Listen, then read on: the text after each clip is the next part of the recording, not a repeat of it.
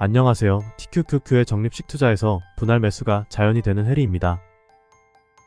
투자 영상을 올리면서 걱정되는 부분을 덜고자 오늘 영상을 제작했습니다. 나는 주린이다 하시는 분들, 처음 투자하시는 분들, TQQQ에 투자하신 분들은 시청해주셨으면 좋겠습니다. 따라서 오늘 영상은 길지만 매우 중요한 내용입니다. 시청하는 데에 참고 바랍니다. 먼저 질문 드리겠습니다. 투자는 어떻게 진행을 해야 할까요? 이것저것 유튜브 영상을 보고 남의 말을 듣고 오늘 매도하고 후회하거나 기뻐하거나 등등 이런 과정을 반복해야 할까요? 저는 그렇지 않다고 생각합니다. 투자는 주체적으로 할 줄 알아야 한다고 생각합니다. 제가 여러 투자책을 읽어보니 앙드레 코스톨라니, 켄 피셔, 워런 버핏, 피터 린치, 하워드 막스 등등 모든 투자의 대가들은 스스로 생각할 줄 압니다. 스스로 생각하고 상상을 해서 시나리오를 짭니다. 대가들은 남들이 느끼지 못하고 보지 못하는 것을 느끼고 보면서 매우 직관적일 때도 있습니다. 그리고 때로는 철저히 분석적이기도 합니다. 확률적이고 객관적이고 근거 있게 결정을 합니다. 그래서 경제적으로 의사결정을 합니다. 따라서 투자를 진행할 때는 결국에는 여러분이 타인의 도움을 받지 못할 때에도 혼자서 스스로 투자를 운영해 나갈 수 있는 깊이 있는 사고 능력과 지혜를 키워서 주체적이고 개별적이고 독립적으로 투자를 운영했으면 하는 바람입니다. 그래서 결국에는 남의 도움 없이도 여러분들이 혼자서 투자에 있어서 성공하셨으면 좋겠습니다. 저는 S&P 500 차트를 월봉으로 길게 펼쳐서 보면 시장 앞에서 정말 겸손해집니다. 저는 단지 주식시장을 돈을 따고 돈을 잃는 도박판으로 바라보지는 않습니다. 1871년부터 이어져온 역사가 수많은 점들로 이어져온 선이 되어 있습니다. 주식시장의 역사를 공부해야 합니다. 다행히 저는 역사를 좋아합니다. 1871년이라면 우리나라 역사는 근대부터 시작됩니다. 흥선대원군이 집권하여 미국이 우리나라에 쳐들어온 때 신미양요가 일어난 때가 1871년입니다. 그때 미국에서는 S&P 500이 막 생겨났습니다. 잠깐 역사를 말씀드리겠습니다. 역사를 좋아하지 않으신다면 뒤로 조금만 넘겨주시면 됩니다. 1920년대 제1차 세계대전 후 엄청난 주식시장의 열풍이 일어났을 때 우리나라는 일제강점기였습니다. 1930년대 미국이 대공황으로 인해 뉴딜 정책을 펼쳤습니다. 우리나라는 역시 일제강점기였습니다. 1940년대 미국이 제2차 세계대전에 참전하고 일본이 패하여 우리나라는 광복을 했습니다. 1950년대 미국과 소련의 힘겨루기가 우리나라에서 일어났습니다. 6.25 전쟁이죠. 이 과정에서 미국은 경제성장을 했습니다. 우리나라는 찢어지게 가난한 상황에서 전후 회복을 하였고요. 1960년대 미국과 베트남이 전쟁이 있었습니다. 이때 우리나라는 4.19 혁명에 이어 돈을 벌기 위해 많은 한국인들이 베트남 전쟁에 참전하였습니다. 1970년대 오일 쇼크가 일어났을 때입니다. 우리나라는 오일 쇼크 여파를 같이 경험한 유신 정권 시절이었죠. 1980년대 미국은 에너지 버블과 일본의 버블과 함께 플라자 합의를 이뤄냅니다. 우리나라는 5.18 민주화운동, 6월 민주항쟁이 있었습니다. 88 올림픽도 있었네요. 1990년대 미국은 걸프전이 있었고 소련이 붕괴되어 전세계 패권을 장악했습니다. 우리나라는 성수대교, 삼풍백화점도 붕괴되었고요. IMF도 겪었죠. 2000년대 미국은 9.11 테러, 이라크 전쟁, 닷컴버블 붕괴와 금융위기를 겪었습니다. 우리나라 역시 IT 버블과 미국의 금융위기를 같이 겪었죠. 사스 질병도 있었네요. 2010년대 미국은 중국과 무역전쟁이 있었습니다. 우리나라는 세월호 사건, 탄핵 사건도 있었죠. 메르스 질병도 있었습니다. 2020년대 시작하자마자 전세계에 코로나가 퍼져서 수많은 사람들이 사망했습니다. 또한 지금 러우 전쟁과 이스라엘 전쟁도 진행 중입니다. 한국에서는 가까이에 이태원 압사 사고도 있었네요. S&P 500이 생겨난 1871년부터 2023년 지금까지 무려 150년이 흘렀습니다. 약 5세대가 교체될 만한 시기입니다. 고조 부모님부터 시작해서 중조 부모님, 조부모님, 부모님, 저까지에 이르는 세대입니다. 150년 동안 얼마나 많은 사람들이 태어나고 죽었을까요? 얼마나 많은 전쟁이 있었을까요? 얼마나 많은 질병이 있었을까요? 얼마나 많은 경기 침체와 경제위기가 있었을까요? 제가 적어놓지 않은 수많은 사건들이 존재했습니다. 이런 마음을 가지니 150년의 S&P 500의 주식시장 역사 앞에서 차분해질 수밖에 없습니다. 이 모든 사건을 다 경험하신 윗분들에게 존경심도 들고요. 갑자기 역사 공부를 시켜드리고 싶은 것은 아닙니다. 역사 채널도 아닙니다. 이제 주식 얘기를 해보자면 이 모든 사건을 겪은 것이 S&P 500입니다. 미국 주식시장이고 미국의 기업이고 미국입니다. 나스닥은 조금 짧은 약 50년 정도 됩니다. 그래서 제가 드리고 싶은 말씀은 제가 보는 주식시장은 단순하게 돈 따고 돈을 잃는 도박판이 아닙니다. 주식시장은 수많은 원인들이 합쳐져서 일어난 결과입니다. 수많은 사건들을 수많은 사람들이 해석하고 그것을 심리적으로 반영한 곳이 주식시장입니다. 그래서 주식시장은 살아있는 생물과 같다는 말이 생겨난 겁니다. 따라서 역사를 공부해야 수많은 원인이 일어났을 때 확률적으로 이런 범위에서 이런 결과가 일어난다는 것을 알 수 있습니다. 주식시장을 다양한 관점에서 봐주셨으면 좋겠습니다. 참고로 전쟁과 주식시장으로 연결해 말씀드리면 제가 S&P 500의 수익률과 전쟁을 보기 좋게 정리해봤습니다. 필요하신 분들은 캡처해서 사용하셔도 됩니다. 역사적으로 미국은 세계 곳곳 전쟁이 일어날 때마다 무기를 팔아 엄청난 성장을 이뤄온 나라입니다. 1차 세계대전에서 엄청난 무기를 팔아서 생산 공장을 풀 가동했었습니다. 생산 능력을 풀 가동하니 당연히 엄청난 성장을 이뤄냈었죠. 이것은 바로 주식시장의 호황으로 이어졌고요. 그래서 전쟁 발발 직후에는 충격으로 잠깐 주춤하더라도 그 후에 주식시장은 호황을 겪었던 나라입니다. 그 후로 전쟁이 끝나니 더 이상 무기를 팔아먹을 곳이 없어서 대공황이 찾아온 것이고요. 그 상황에서 케인즈로 인해 뉴딜 정책으로 이어진 겁니다. 이후 이어지는 전쟁 2차 세계대전, 6.25 전쟁 등등 거의 대부분이 마찬가지로 이어집니다. 이번 러우 전쟁과 이스라엘 전쟁으로 누가 이득을 보고 있는지 생각을 해보시기 바랍니다. 역사는 반복될 거라고 봅니다. 하지만 전쟁이 일어나면 주식시장은 호황이다 라고 단편적으로 바라보면 안됩니다. 전쟁뿐만 아니라 다른 여러 사건들로 인해서 기업이 재화와 서비스를 팔아먹기에 좋은 환경이 조성이 된다면 주식시장은 호황입니다. 결국에는 주식은 기업입니다. 기업들이 성장하면 결국에는 주가도 오릅니다. 절대 잊으시면 안됩니다.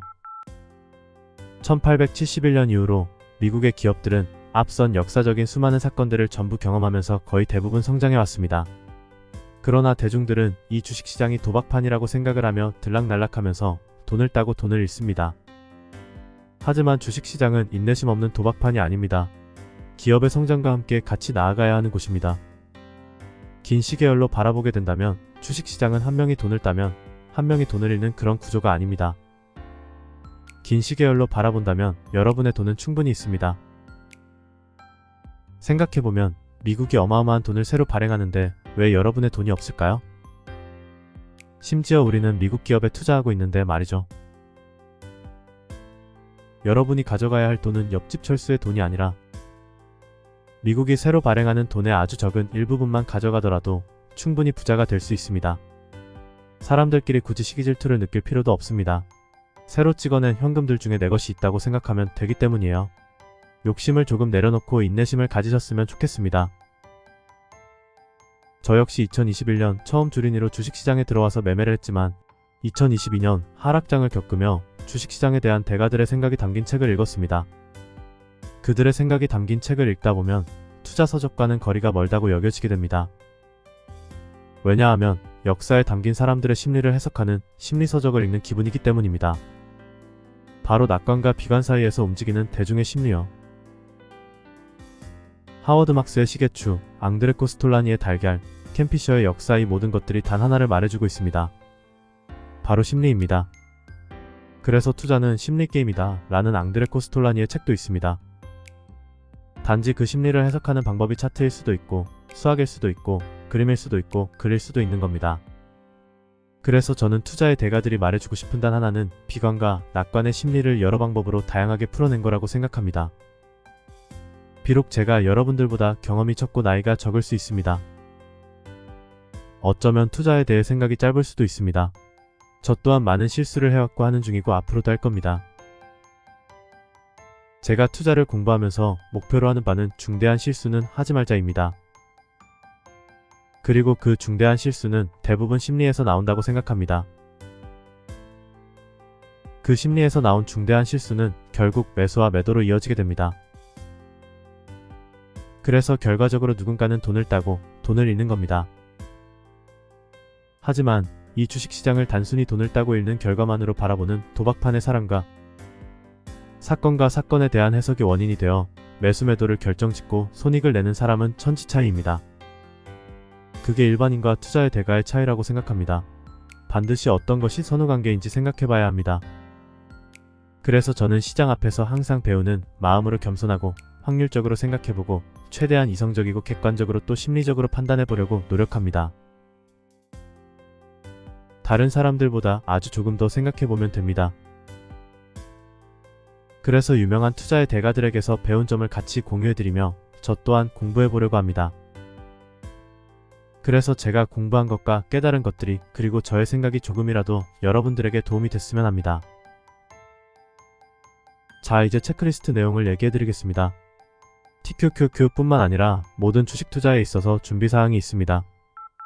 반드시 체크하시고 넘어가야 하는 것들입니다. 이 체크리스트를 완성을 한 후에 투자를 진행하셨으면 좋겠습니다. 그래야 자신이 어떻게 투자를 이어나갈지 스스로 계획할 수 있습니다. 또한 제가 TQQQ 유튜브 영상을 만드는 목적은 절대 TQQQ 투자를 추천하는 것이 아닙니다. TQQQ는 폭발물처럼 아주 예민하게 다뤄야 하는 고위험 상품입니다. 그럼에도 불구하고 이미 TQQQ를 투자하시는 분들이거나 예정이신 분들에게 도움이 되고자 여러 생각을 공유해보는 겁니다. 그러니 한 사람이 투자 종목을 이렇게 결정하고 이렇게 진행하는구나 하고 봐주셨으면 좋겠습니다. 먼저 이 내용은 제가 좋아하는 책인 찰스 앨리스가 지은 패자의 게임에서 승자가 되는 법에 있습니다. 최근 개정판이 있습니다. 저는 개정판 이전의 것을 가지고 있습니다. 노란색 표지의 책이 있으신 분은 투자운용의 역설 부분인 123페이지에 있습니다. 체크리스트를 시작하겠습니다. 그럼 종이와 펜을 준비해주세요. 준비되셨나요? 다음의 항목을 작성해주세요. 연령, 자산, 수입, 투자 시계열, 부양가족, 투자 경험, 리스크 감수 수준, 상속받을 가능성이 있는 유산, 물려받은 유산입니다. 시청자분들과 저는 완벽하게 똑같은 상황일 가능성은 없습니다. 각 투자자에게 가장 좋은 것 역시 저마다 다 다릅니다. 투자 포트폴리오를 꾸려나가는 것에 있어서 각 투자자에게 알맞은 맞춤형으로 설계해야 합니다. 각각의 내용을 저의 경우와 저의 생각을 더불어 설명드리겠습니다. 투자하시는 데에 있어서 참고 바랍니다. 첫 번째, 연령은 투자를 함에 있어서 정말 중요합니다. 내 나이가 20, 30대인지 40, 50대인지 50, 60대인지에 따라 투자 포트폴리오가 정말 다르게 구성되어야 한다고 생각합니다. 저의 경우를 예시로 들어드리겠습니다. 현재 저는 91년생입니다. 만으로 32살입니다. 개인적으로 레버리지를 사용해도 될 시기라고 생각합니다. 현금 보유도 가장 적게 해야 하는 시기라고 생각합니다. 그래서 저는 TQQQ 100%, 현금 0%로 운영 중입니다. 현금 보유를 적게 함으로써 감당해야 할 레버리지에 대한 리스크는 저의 연령과 매월 일에서 나오는 월급으로 감당하려고 계획을 했습니다. 하지만 제가 유튜브 시청자분들의 연령대를 살펴보니 저보다 적거나 저랑 비슷한 연령대 분들은 30% 정도이고 저보다 연령이 많으신 분들이 약 70% 정도 있으십니다. 조금 놀라긴 했습니다. 저보다 나이가 적거나 비슷한 분들은 레버리지 투자를 함에도 다시 일어날 수 있는 나이대입니다. 왜냐하면 워런 버핏은 레버리지 투자가 러시안 룰렛 게임과도 같다고 말씀하셨습니다. 러시안 룰렛 게임을 모르시는 분들에게 설명을 드리자면 리볼버 총에는 6발의 총알을 넣을 수 있습니다. 이 중 한 발의 총알을 넣고 돌린 후에 장전을 합니다. 그리고 머리에 리볼버를 가져다 대고 방아쇠를 당기는 게임입니다. 살아남을 확률은 6분의 5, 죽을 확률은 6분의 1입니다. 러시아에서 결투에서 사용했던 게임이라고 합니다. 워런 버핏은 레버리지를 투자하면 죽을 수도 있다고 말씀하신 겁니다. 즉 자산이 0으로 될 수 있다고 말씀하신 거죠. 하지만 역으로 레버리지 투자는 극단적인 수익을 줄 수 있는 기회도 존재합니다. 저는 젊어서 한 번쯤 극단적인 수익을 만날 기회가 존재한다면 도전해보고 리스크를 감당할 수 있다고 생각했습니다.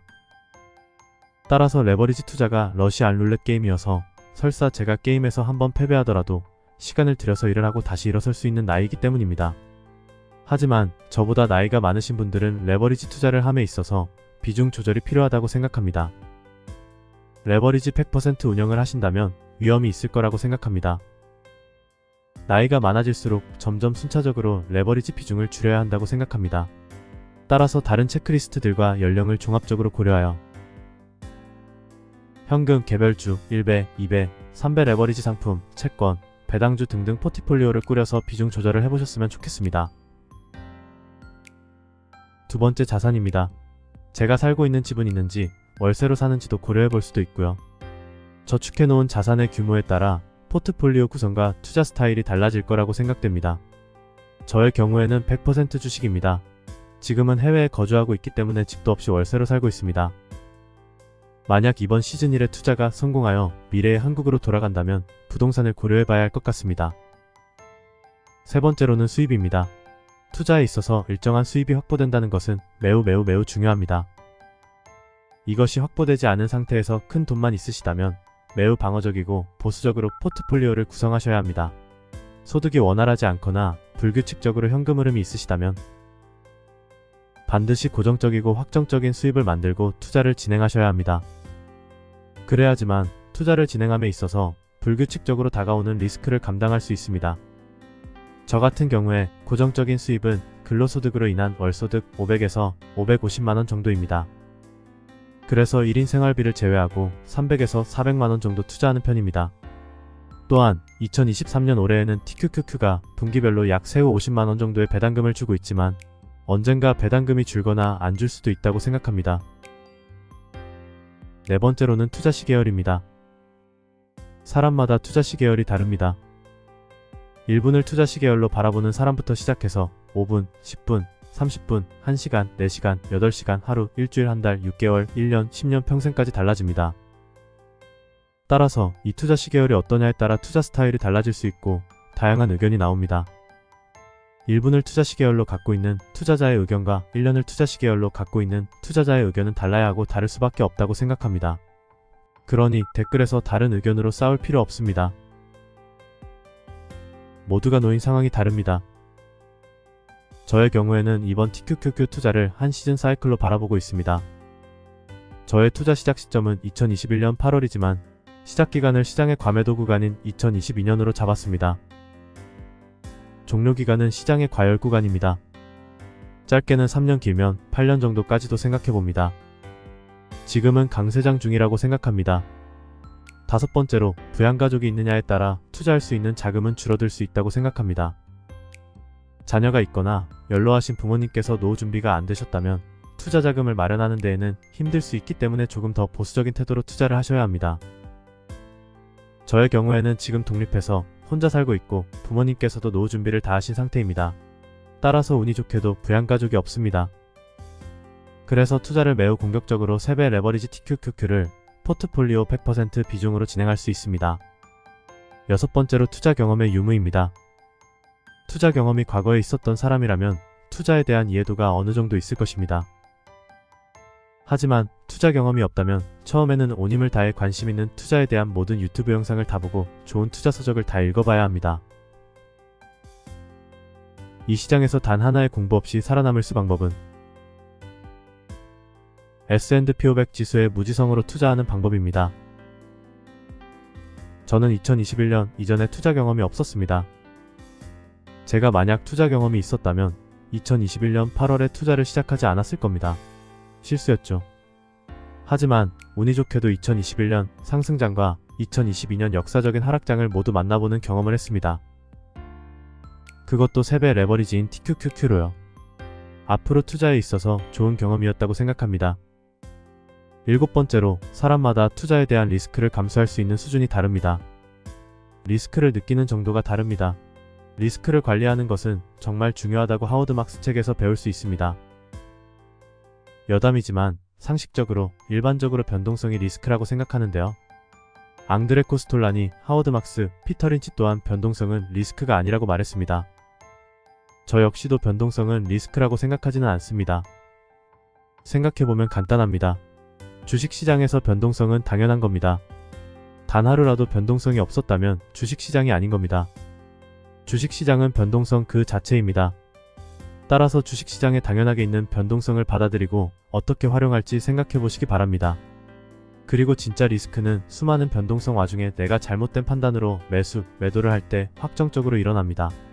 변동성은 불확정적이지만 잘못된 판단으로 매수와 매도할 때 리스크가 확정적으로 일어난 겁니다. 이것이 투자를 함에 있어서 중대한 실수라고 생각합니다. 그리고 진짜 리스크는 나에게 존재합니다. 오늘은 리스크에 대해 이 정도만 말씀드리고 다른 영상에서 찾아뵙겠습니다. 저는 3배 레버리지 TQQQ를 감당할 수 있다고 생각하고 그 정도 리스크를 현재까지의 제 적정 리스크라고 생각합니다. 8번째와 9번째로 상속받을 가능성이 있다면 투자를 대하면서 조금 더 공격적으로 운영해도 된다고 생각합니다.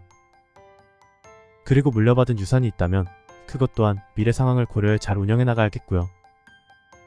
오늘 영상 정말 길었습니다. 투자를 함에 있어서 많은 분들에게 도움이 되고 싶습니다. 저도 온 힘을 다해 글을 쓰고 영상을 제작하느라 진이 다 빠졌네요. 영상 제작하시는 분들이 얼마나 대단한 분들인지 새삼 느낍니다. 여기까지 시청해주셔서 감사합니다. 좋게 보셨다면 좋아요 눌러주세요. 응원의 댓글은 힘이 됩니다. 구독해주시면 제가 공부해놓은 정보와 생각과 글을 전달해드리겠습니다.